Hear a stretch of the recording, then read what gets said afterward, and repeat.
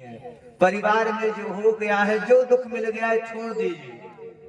याद करने से कोई फायदा नहीं है। क्या जो हो रहा है आपकी मर्जी से हो रहा है, या फिर जो हुआ था वो आपकी मर्जी से हुआ था, या फिर जो होगा उसे आप जानते हैं? कोई नहीं जानता। जो हुआ अच्छा हुआ है, हो रहा है, बहुत अच्छा हो रहा है। जो हुआ अच्छा हुआ, जो हुआ बहुत अच्छा हुआ। दुख मिला, अच्छा हुआ। हो रहा अच्छा ही है। जो हो रहा है आपकी मर्जी से हो रहा है। हाँ, क्या जो हो रहा है आपकी मर्जी से हो रहा है? नहीं हो रहा है। होगा जो अच्छा ही होगा, यह नियम सच्चाई है। इसलिए हम कहते हैं, मन में छोटा सा दीपक जलाते रहो, मन से गोविंद गोपाल गाते रहो। छोड़ दीजिए, हे भगवान, जो हुआ बहुत अच्छा हुआ। हम अहरनिश भगवान का भजन करते रहेंगे। इधर माँ सीता नामक नदी बह करके बह जाती है। सुखदेव जी कह रहे हैं, परीक्षित जी, जीवन में हमेशा हंसने का प्रयास करिए, हमेशा हंसते रहिएगा। इधर इनके 3 बेटियों का चर्चा यहाँ विराम। इनके 2 पुत्र भी हैं। एक का नाम है उत्तानपाद और एक का नाम है प्रियव्रत। तो आइए उत्तानपाद की कथा में प्रवेश करते हैं। उत्तानपाद द्विवेनाम कथा वा प्रशुषेषुनः। एक राजा है जिनका नाम है उत्तानपाद। उत्तानपाद विश्वेनाम विश्वेशो विश्वेश्वरः। इनकी एक रानियां है। इनकी एक रानी है जिनका नाम है सुरुचि। इनको पुत्र नहीं होता है तो दूसरा विवाह करते हैं। उस रानी का नाम पड़ता है सुनीति। दूसरी रानी जैसे आती है और जैसे उसका गर्भ रुक जाता है, तुरंत पहली पत्नी को घर से बाहर निकालने का प्रोग्राम रच देती है। उस औरत को बाहर कराती है और अपने राज्य को संभालना शुरू कर देती है। मेरी माँ, जीवन में कभी भी घमंड मत करिए। इसने घमंड किया अपने गर्भ पर, और संयोगवश भगवान की कृपा हुई कि जिस रानी को इसने घर से बाहर करवाया था, उस रानी का भी गर्भ रुक गया। रानी वन में रहती है। वन में रह करके भगवान का भजन करती है। वन में रह करके भगवान का भजन करती हैं। धीरे धीरे समय बीत रहा है और इन रानी को वन में ही एक सुंदर से पुत्र का जन्म होता है, जिसका नाम ध्रुव जाना जाता है। बोलो ध्रुव जी महाराज की जय। ध्रुव जी महाराज का जन्म होता है। ध्रुव जी महाराज बड़े होते हैं। ध्रुव जी महाराज बड़े हो रहे हैं तो बच्चा जब बड़ा होता है तो खेलने के लिए लोगों के साथ बाहर जाता है। आपके भी बच्चे जाते होंगे। बच्चों में लड़ाई हो जाती है, तब तक गांव वाला लड़का कहता है, सुनो, इसको यहां से हटाओ। अरे नहीं, इसके बाप का पता है, जल्दी से यहां से इसको हटाओ। ध्रुव जी महाराज रोते हुए घर में आते हैं। हे माँ, हे माँ, आज तक मैं तुमसे एक बात छुपाया था, लेकिन मैं आज तुमसे एक बात पूछना चाहता हूँ। हे माँ, हमारे पिता का क्या नाम है? माँ ने जैसे सुना ध्रुव महाराज अपने पिता का नाम पूछ रहे हैं, माँ ने कहा पुत्र छोड़ो जाओ तुम खेलो। ध्रुव जी महाराज ने कहा ना माँ, आज मैं इस सच्चाई को जान के रहूंगा, आज मैं इस बात को जान के रहूंगा कि मेरे पिता का क्या नाम।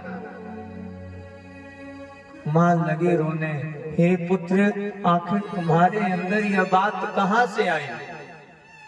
हे पुत्र क्या मेरे परवरिश में क्या कमी रह गई कि आज तुम्हें अपने पिता की याद आ रही है? ध्रुव जी महाराज माँ को पकड़ के लगे रोने, हे माँ लोग मुझे गलत बोलते हैं, हे माँ कृपा करके मुझे मेरे बाप का नाम बताइए, माँ मेरे बाप का नाम बताइए। हे माँ आज तक मैं तुमसे कुछ मांगा नहीं था, माँ सुनो मैं तुमसे मांग रहा हूँ, मेरे बाप का नाम बता दो।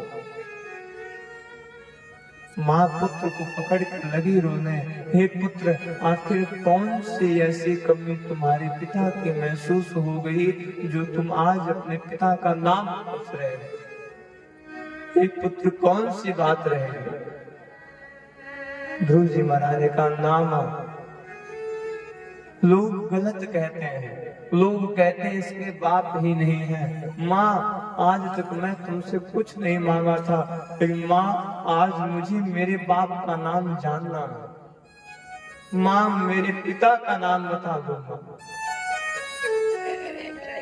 माँ ने कहा सुनो पुत्र, इस राज्य के जो राजा है, इस उत्तम नगर के जो राजा है वही आपके पिता हैं। ध्रुव जी महाराज ने जैसे सुना कि मेरे पिताजी राजा है, ध्रुव जी महाराज ने कहा माँ लोग झूठ बोलते हैं कि ध्रुव तेरे पास कुछ नहीं है, माँ मेरे पिता तो इस क्षेत्र के राजा है, माँ मेरे पिता तो इस उत्तम नगर के राजा है। ध्रुव जी महाराज को जैसे पता चला इनके पिता उत्तम नगर के राजा हैं, ध्रुव जी महाराज दौड़ना प्रारंभ कर दिए। इधर उत्तम नगर के राजा उत्तानपाद के पास भी संदेश जाता है, महाराज आपके क्षेत्र में आपके गांव में एक ऐसा भी बालक है जो मात्र 3 वर्ष की उम्र में भी ख्याति प्राप्त कर रहा है। उत्तानपाद भी सोचते हैं कि मैं उस बच्चे से मिलूं। अब कौन बताए कि उत्तानपाद जिस बच्चे से मिलना चाह रहा है वो बच्चा कोई और नहीं, वो बच्चा उनका पुत्र है।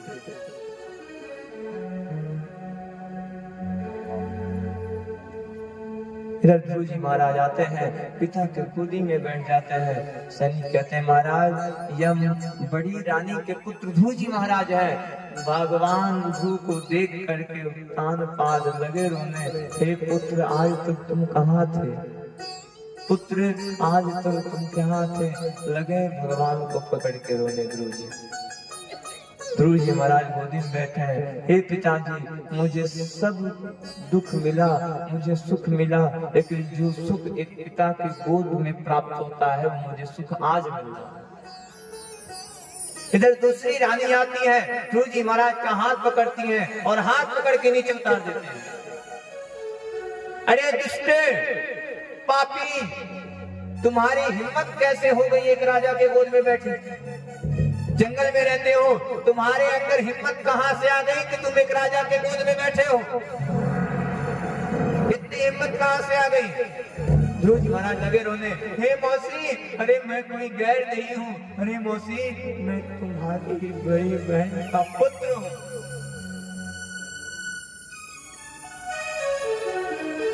हे मौसी मैं कोई अलग नहीं हूँ, मैं उन्हीं का पुत्र हूँ। सुरुचि ने कहा सुनो, चाहे जिसके पुत्र हो मैं नहीं मानती, जाओ जाकर के तपस्या करो और अगर भगवान मिल जाएंगे तो कह देना मुझे सुरुचि के गर्भ से जन्म मिले। क्या घमंड है महाराज गर्भ पर? जाओ भगवान की तपस्या करो और अगर भगवान मिल जाएंगे तो कह देना मुझे सुरुचि के गर्भ से जन्म मिले, अगर मेरे गर्भ से तुम्हारा जन्म होगा तब तुम राजा के गोदी में बैठने का अधिकारी बनो।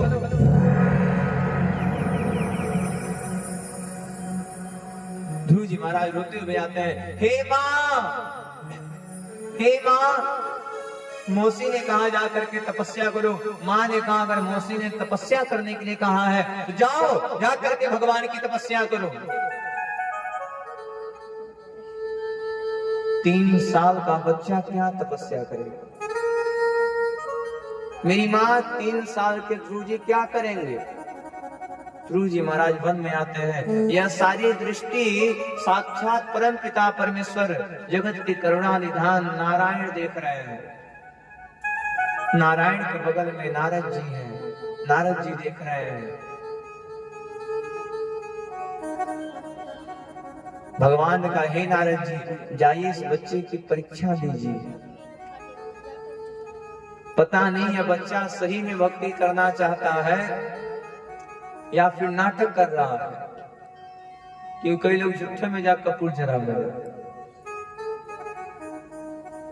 देखिए, कथा सुनने आइए तो भले ही आपके पास लाख ज्ञान हो, लेकिन शून्य बन करके बैठे। जब खाली हो करके बैठेंगे तब यहाँ से भरा जाएगा। अगर बाल्टी भर करके लाएंगे तो यहाँ से एक भी लोटा जल जाने वाला। अच्छा, अगर एक बाल्टी पानी आप यहाँ पे ला देते हैं तो उसमें क्या कोई एक लोटा पानी डाल पाएगा? कभी नहीं डाल पाएगा। अगर वही बाल्टी खाली रहेगी तो यहाँ से एक बाल्टी पानी आप लेकर के, इसे कथा में जब बैठी शून्य बन करके बैठा जाता है। बच्चे का जब नाम लिखवाया जाता है तो बच्चा भले ही घर पे खूब पढ़ाई कर लिया हो, लेकिन बच्चे को स्कूल वाले सबसे पहले ABCD से शुरुआत करते हैं। स्कूल में जाइए, कथा में आइए, शून्य बनने का प्रयास करिए, 0 बनने का प्रयास करिए। 0 एक ऐसा अंक है जो छोटा भी है और बहुत बड़ा भी है। 10 0 लगा करके 1 लगा दीजिए, सबसे बड़ा करोड़पति हो गया। और सब हटा करके 1 0 कर दीजिए, सबसे बड़ा गरीब हो गया। शून्य बनने का प्रयास करिए, 0 माइनस। क्यों? क्योंकि जब शून्य रहेंगे तब यहाँ से कुछ पाएंगे, और खुद आपका दिमाग भरा रहेगा तो यहाँ से क्या पाएंगे? कुछ नहीं मिलने वाला। 3 घंटे टीवी ऑर्केस्ट्रा नाच देखने में बड़ा मन लगेगा, बहुत आनंद आएगा, लेकिन कथा में बैठने का मन नहीं करता है। कथा में बैठने का मन बनाया जाता है, जबरदस्ती बैठा जाता है। बैठेंगे महाराज, रहेंगे महाराज, सुनेंगे महाराज, जबरदस्ती। क्यों? क्योंकि अच्छा काम जल्दी होने वाला, बुरा काम तो हो जाता है तुरंत। किसी से संबंध बनाना है तो समय लगता है, लेकिन उसी संबंध को तोड़ना है तो एक बार कुछ गलत कहे, संबंध खत्म। और अगर उसी संबंध को बनाना है तो समय लगता है, धीरे धीरे संबंध आपका बनता है। नारद जी महाराज आते हुए हैं, नारद जी महाराज आते हैं। इधर नारद जी महाराज ध्रुव जी महाराज को कह रहे हैं, सुनो, अभी तुम्हारा उम्र खेलने कूदने का है, अभी इस तपस्या को छोड़ दो, जाओ खेलो कूदो, छोड़ दो तपस्या को। ध्रुव जी महाराज ने कह दिया, महाराज मौसी ने कहा है भजन करेंगे तो करेंगे। नारद जी महाराज कहते हैं, चलो ठीक है भजन करोगे। अच्छा ये बताओ किस मंत्र का जप करोगे? ध्रुव जी महाराज ने कहा, महाराज यह तो पूछना ही भूल गए थे, आखिर जपना किस नाम का, किस भगवान का पूजा करना है? नारायण जी ने कहा, नारद जी ने कहा, सुनो, आज हम तुमको 12 मंत्र का उपदेश देते हैं। आइए, इनको याद होगा वो गाएंगे, और याद तो सबको होगा, सब लोग गाएंगे दोनों हाथ उठा के। ओम नमो भगवते वासुदेवाय, ओम नमो भगवते वासुदेवाय, ओम नमो भगवते वासुदेवाय, ओम नमो भगवते वासुदेवाय, वासुदेवाय।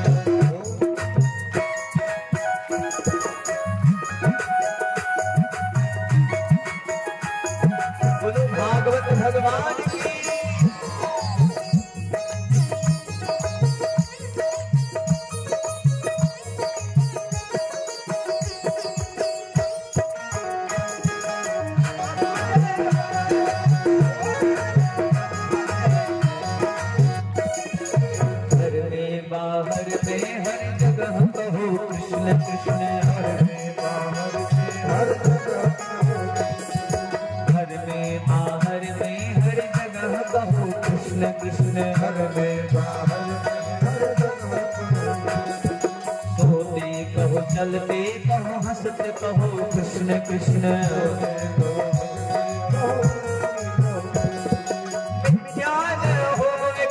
जन्म ये जो जाए ओम नमो भगवते वासुदेवाय, ओम नमो भगवते वासुदेवाय,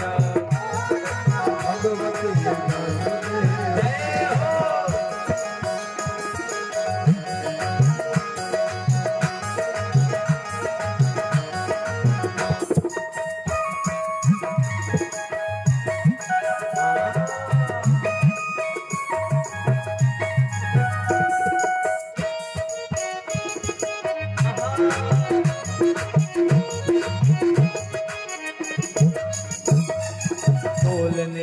बोलने में सोने में कृष्ण कृष्ण, बोलने में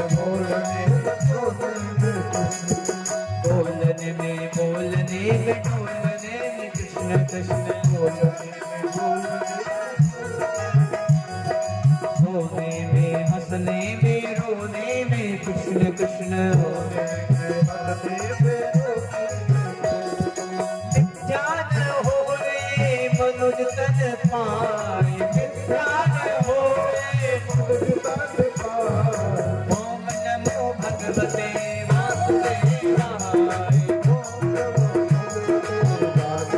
अच्छा आप लोगों को बोलना है ओम नमो भगवते वासुदेवाय। कभी भी यहाँ तक आया नहीं भाई साहब, बैटरी कब चार्ज होगी?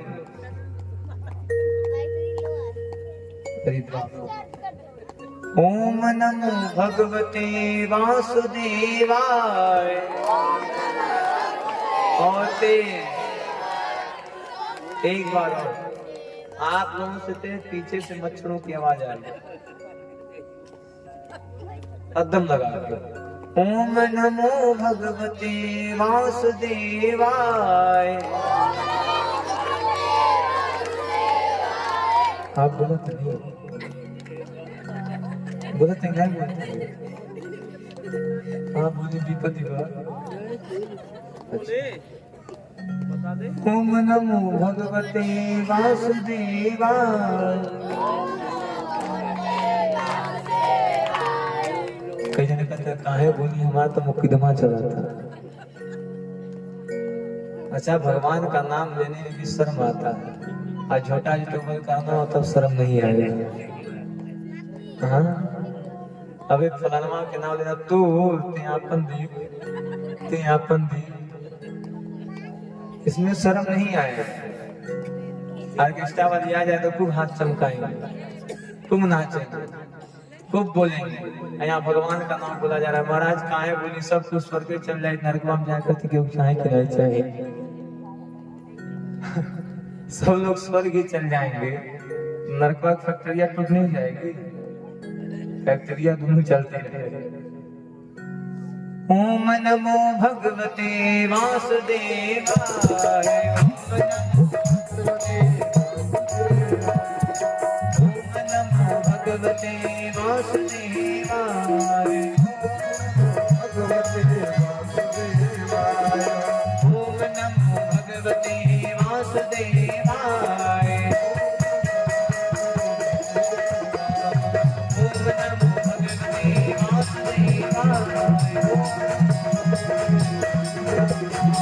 वासुदेवाय प्यारो हरि लगनाय। ओम नमो भगवते वासुदेवाय।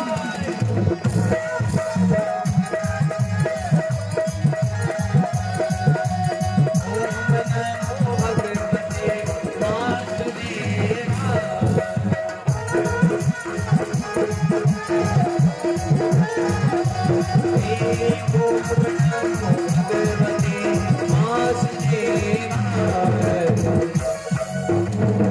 भागवत भगवान की द्वादशाक्षर मंत्र का ज्ञान देते हैं। इधर ध्रुव जी महाराज भगवान के नाम का जप करना प्रारंभ कर दिए।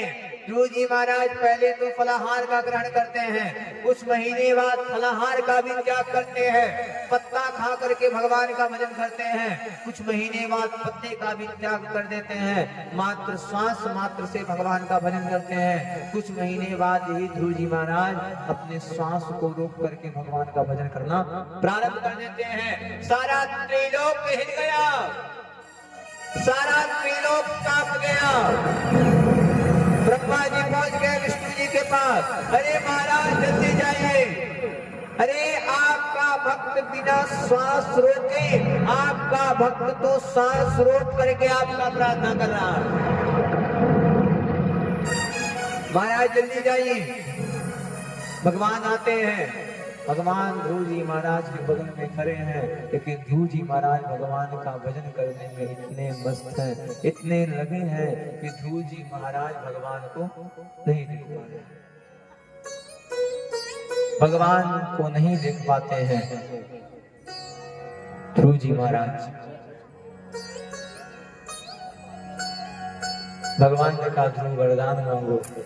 ध्रुव जी ने कहा महाराज एक भक्त को भगवान का दर्शन हो जाए, इससे ज्यादा और क्या मांगे। आप हमारे प्रभु हैं, आपका दर्शन हमें हो जाए, हमें क्या चाहिए। भगवान ने कहा सुनो ध्रुव, हम हर व्यक्ति के मन की बात को जानते हैं। आपके मन की बात आपके पति को नहीं पता, आपके मन की बात आपके पुत्र को नहीं पता है, लेकिन आपके मन की बात भगवान को पता है। पुत्र तो यहाँ है, नहीं पता है, पत्नी भी आपके पास है, नहीं पता है, लेकिन भगवान आपसे दूर है, फिर भी आप भगवान को बात पता है।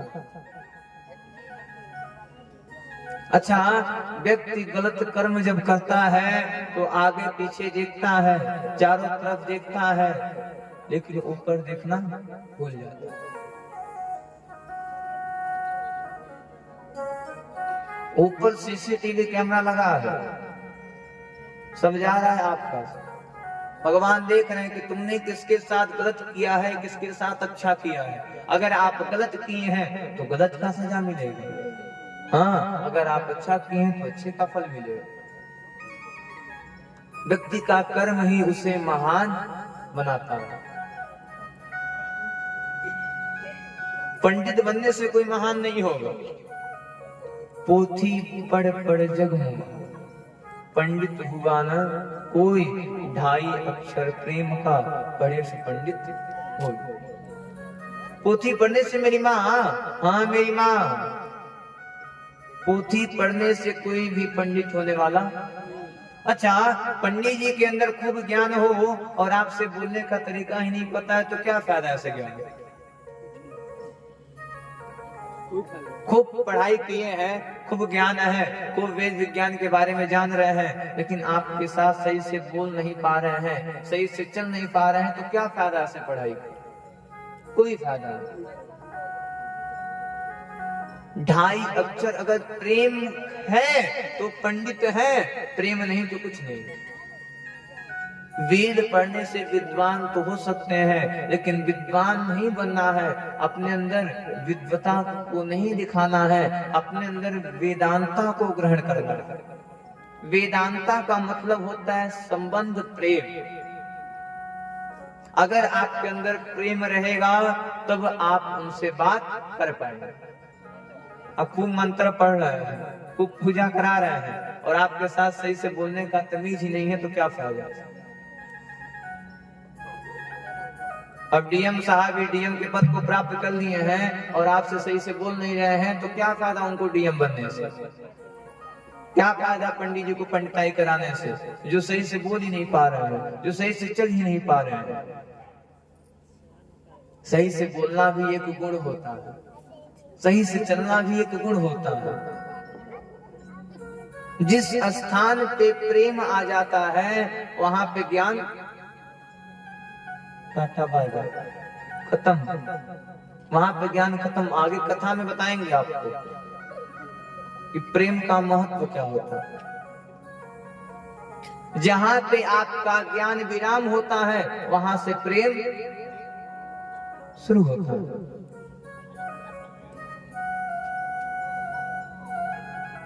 विद्वान वो नहीं है जिसे खूब सारा मंत्र याद है, विद्वान वो है जो आपके साथ प्रेम से बात करता है, प्रेम से समझाता है। प्रेम है तो सब है, प्रेम नहीं कुछ नहीं। भगवान ने विदुरानी के अंदर क्या देखा? प्रेम देखा। प्रेम को देखकर ही छिड़के का भोग लगा लिया।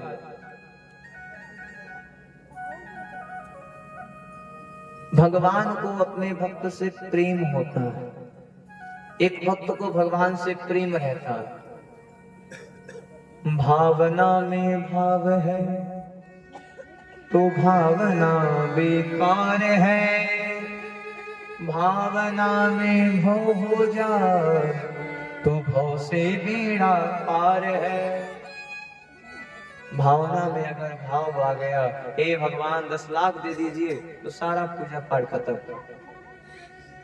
वहीं अगर भावना में भाव आ गया, हे प्रभु हम तो आपके हैं, आपके सिवा इस संसार में हमारा कोई नहीं है, भगवान उसी समय आपको पकड़ लेंगे। और भगवान एक बार आपको पकड़ लिए तो आपका बेड़ा, कोई आवश्यकता नहीं है दोबारा जन्म लेने से, कोई फायदा नहीं है। हो गया भगवान, एक बार आ चुके, फंस गए चक्कर में, इस बार तार दो, फिर आने का नाम नहीं लेंगे। भगवान कहते हैं ध्रुव जी, हम भक्त के मन की बात को जानते हैं। जाइए ध्रुव जी, सर्वं विश्वसेनीतं ध्रुव राजा विश्वितः, 36,000 वर्ष का राज्य देते हैं, जाइए राज्य करिए। सुनिए ध्रुव जी, मैं आपको एक और आशीर्वाद दे रहा हूं कि आप आजीवन भर जीवित रहेंगे, आप ध्रुव और तारा के रूप में आकाश में स्थापित रहेंगे। बोलो भागवत भगवान की, कृष्ण कन्हैया लाल की। सुखदेव जी कहते हैं परीक्षित जी, जो भी ध्रुव जी की कथा को श्रद्धा भाव के साथ श्रवण करता है वो भगवान के परम धाम को प्राप्त होता है। बोलो भागवत भगवान की। यही ध्रुव जी महाराज के वंश में आगे चल करके प्राचीन हुए, और इन्हीं प्राचीन के वंश में आगे चल करके पुरंजन हुए। देखिए अब जिस कथा में हम सभी लोग घुसने जा रहे हैं, ये भागवत की सबसे कठिन कथा है। और यह तो बात कंफर्म है कि यह एक ऐसी भागवत की कथा है जो भागवत की सबसे कठिन कथा है। इस कथा को सुनाने के लिए भी ज्ञान होना चाहिए, और इस कथा को सुनने के लिए भी ज्ञान होना चाहिए। ये सबके मान का है भी नहीं। ये जो आजकल लोग चल रहे हैं ढोलक मजीरा करके, ये सबके मान का है भी नहीं, क्योंकि जब तक आप तपेंगे नहीं तब तक आपके अंदर आने वाला।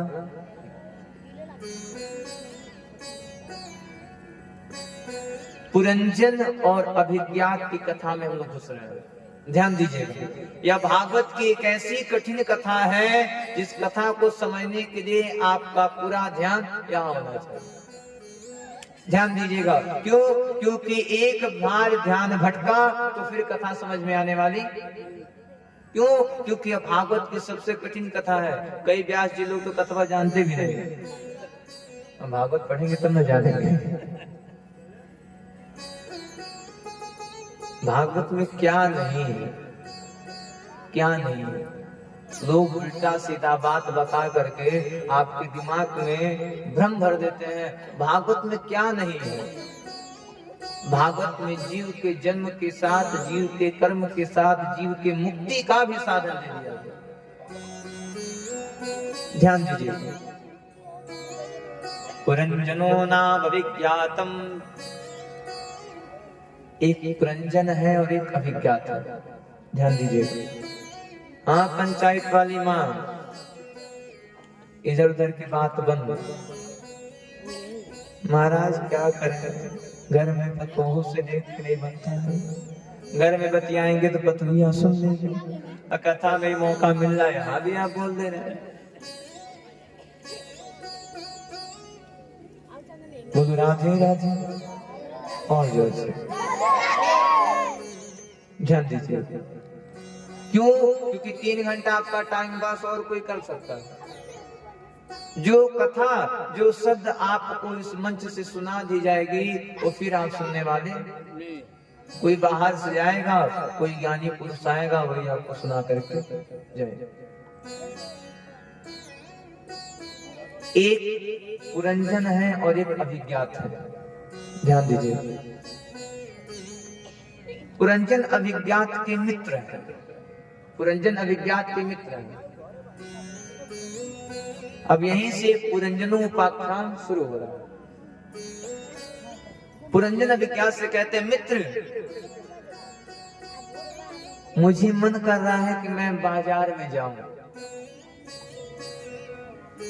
अभिज्ञात ने कहा, मित्र बाजार में जाओगे, भीड़ है, हो जाओगे, गायब हो जाओगे, हम तुमको कहां ढूंढेंगे, मत जाओ, माया है, पकड़ लेगा। पुरंजन ने कहा, नहीं मित्र, जाते हैं, घूम के चले आते हैं। अभिज्ञात बार बार पुरंजन को मनाते हैं, लेकिन पुरंजन मानने वाले नहीं है। जैसे आप अपने पति का बात नहीं मानते और पति देवता की बात नहीं मानते।